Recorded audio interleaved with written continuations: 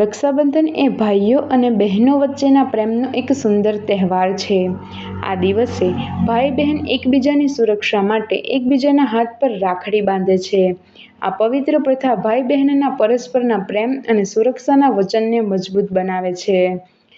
ભાઈ બહેનના પવિત્ર પ્રેમના પ્રતીક એવા રક્ષાબંધન પર્વની ઠેર ઠેર ઉત્સાહભેર ઉજવણી કરવામાં આવી હતી. ત્યારે અંકલેશ્વરમાં બહેનોએ ભાઈના હાથ પર રાખડી બાંધી આ પર્વની હર્ષોલ્લાસ સાથે ઉજવણી કરી હતી.